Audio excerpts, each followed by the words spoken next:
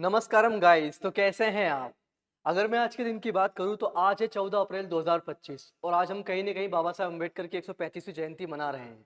और उसी के उपलक्ष्य में कुछ ऐसे फैक्ट्स लेके आया हूं जो कहीं न कहीं बहुत कम लोगों को पता होंगे। क्या आपको पता है बाबा साहब अम्बेडकर पहले ऐसे सत्याग्रही हैं जिन्होंने पानी के लिए सत्याग्रह किया था? क्या आपको पता है बाबा साहब अम्बेडकर ने मंदिर प्रवेश के लिए भी एक सत्याग्रह किया था जिसका नाम था कलाराम मंदिर सत्याग्रह, या फिर इसको हम नासिक सत्याग्रह के नाम से भी जानते हैं।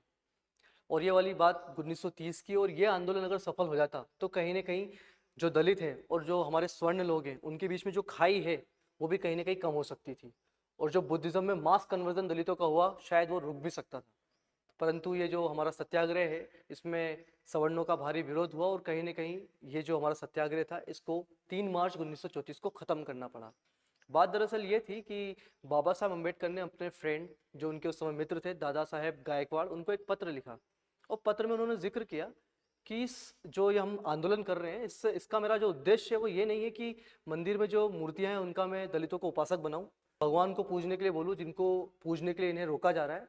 मैं चाहता हूं कि ये लोग भी हिंदू धर्म का अभिन्न हिस्सा बने और हिंदू धर्म के जो बड़ी जाति के लोग हैं वो इन्हें स्वीकारें। कि मैं चाहता हूं कि दलित जो है वो हिंदू धर्म का हिस्सा तो बने, परंतु जो हिंदुओं के धर्मशास्त्र हैं, उनके जो ग्रंथ हैं, उसको कहीं न कहीं उसके बदलाव या फिर उसके परिवर्तन पे कहीं न कहीं जोर दे। उसमें जो कुरीतियाँ हैं, उसमें जो अंधविश्वास है, उसके बदलाव में कहीं न कहीं जोर दे।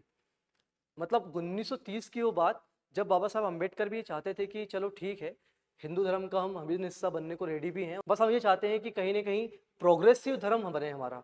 जो अंधविश्वास या जो कुरीतियाँ हिंदू धर्म में व्याप्त थी, जो छुआछूत या भेदभाव मूलक जो गतिविधियां उस समय हुआ करती थी, एटलीस्ट कम से कम वो चीज़ तो कम हो जाए। क्या आपको पता है गांधी जी ने दलितों के लिए एक शब्द दिया था जिस शब्द का नाम है हरिजन, परंतु बाबा साहेब अम्बेडकर ने उसका पुरजोर विरोध किया। हरिजन जो शब्द है वो कहीं न कहीं उसकी जो ऐतिहासिक, अगर हम उसकी रूट्स देखें, ऐतिहासिक जड़ देखें, वो कहीं न कहीं देवदासी प्रथा से संबंधित है। देवदासी प्रथा के अंतर्गत एक उसका नकारात्मक पक्ष ये था कि कहीं न कहीं वहाँ की जो दासियाँ थी या वहाँ की जो महिलाएँ थी या स्त्रियाँ थी, उनके साथ कहीं न कहीं शारीरिक संबंध बना लिए जाते थे। उनका कहीं न कहीं शारीरिक शोषण हुआ करता था और उसके बिना पर जो संतान उत्पन्न हुआ करती थी, उसे कोई स्वीकार नहीं करता था। जब उसे कोई स्वीकार नहीं करता था तो फिर क्या? फिर बात आती थी कि भैया इनका क्या होगा? तो फिर इनको उस समय कहा गया कि भैया आप हरि की संतान हो, जिसका कोई नहीं उसका हरि। तो इसलिए कहीं न कहीं बाबा साहब अम्बेडकर इस बात को लेके थोड़े नाराज़ थे और उनका पुरजोर विरोध किया कि दलित को दलित ही रहने दो, उसको हरिजन कहने की कोई ज़रूरत नहीं है। परंतु भावनात्मक दृष्टि से अगर हम देखें, गांधी जी ने जो नाम दिया था वो गलत भी नहीं है। शाब्दिक तौर पे तो वो सत्य है, परंतु अगर हम ऐतिहासिक दृष्टि से देखें तो इसका जो मतलब है वो यही है। क्या आपको पता है बाबा साहब अम्बेडकर जी ने दलितों के विरुद्ध हो रहे अत्याचारों पर बहिष्कृत भारत, मूक नायक और जनता नामक कहीं न कहीं साप्ताहिक पक्ष निकाले थे? क्या आपको पता है बाबा साहब अम्बेडकर पहले ऐसे भारतीय थे जिन्होंने विदेश में जाकर इकोनॉमिक्स सब्जेक्ट से पीएचडी हासिल की थी? आई होप सो कि आपको मेरे फैक्ट्स पसंद आए होंगे और आई होप सो कि बहुत कम लोगों को शायद इस बारे में पता हो।